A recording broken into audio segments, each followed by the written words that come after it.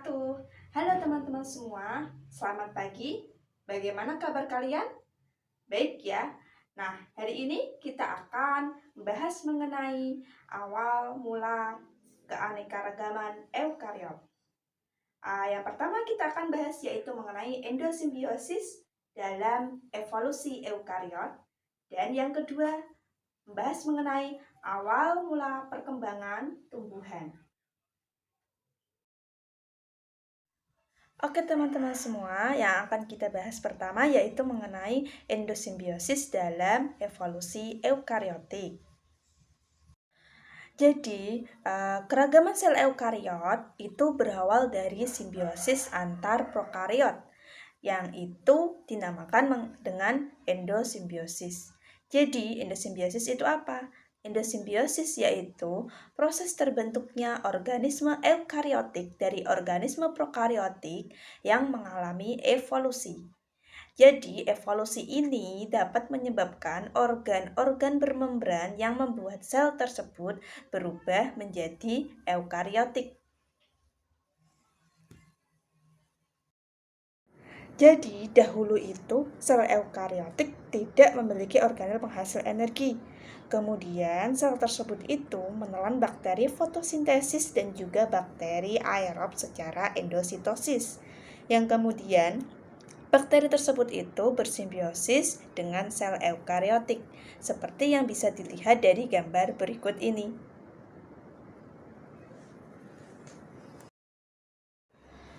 Oke, berdasarkan gambar yang telah kalian lihat, yaitu menjelaskan mengenai jenis prokariot yang melakukan endosimbiosis dengan prokariot heterotrofik, perkembangannya akan menjadi leluhur atau nenek moyang jenis eukariot heterotrofik.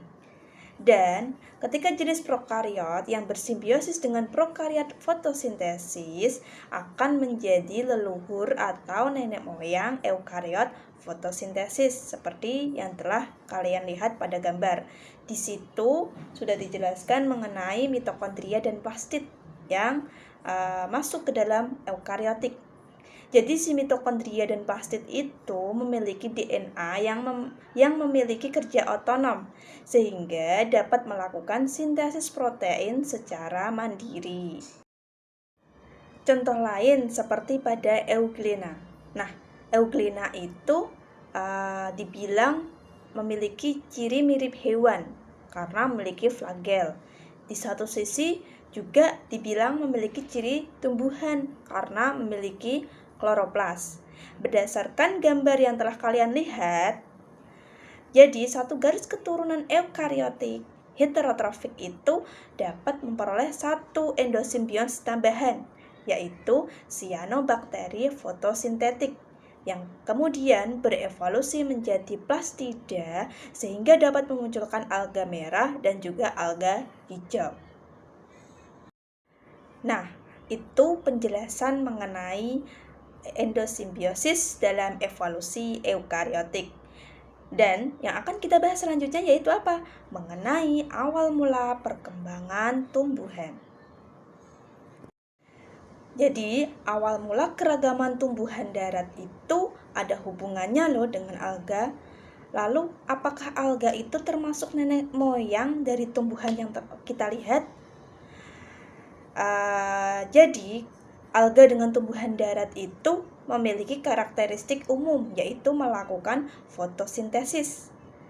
Berdasarkan analisis gen-gen nukleus dan kloroplas dari berbagai macam tumbuhan mengindikasikan bahwa alga jenis Charophyta itu memiliki kerabat dekat dengan tumbuhan darat yang ada.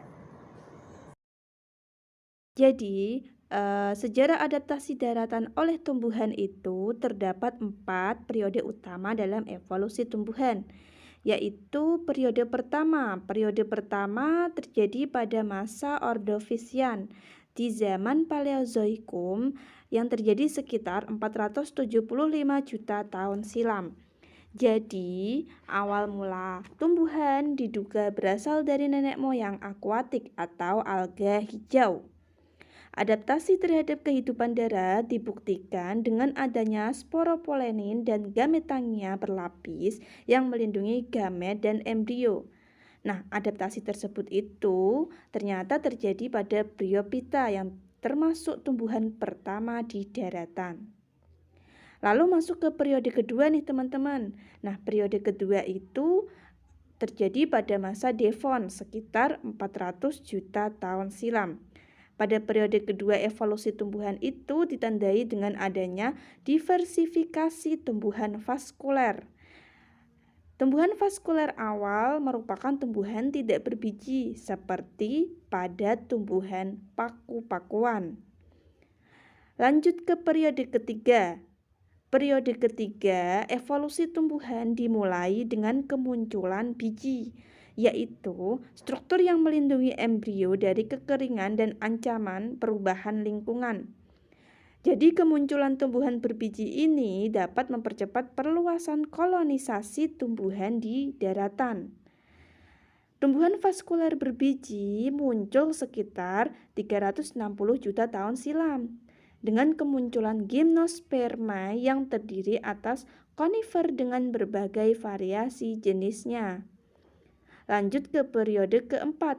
Nah, periode keempat itu dalam evolusi tumbuhan terjadi pada masa Kreta atau zaman Mesozoikum yang terjadi sekitar 130 juta tahun silam. Periode ini ditandai dengan kemunculan tumbuhan berbunga yang memiliki struktur reproduksi yang agak rumit, di mana biji dilindungi oleh ruangan yang disebut ovarium. Oke teman-teman semua, jadi itulah penjelasan mengenai awal mula keragaman eukariotik. Semoga bermanfaat buat kalian ya. Sampai berjumpa lagi, see you next time. Wassalamualaikum warahmatullahi wabarakatuh.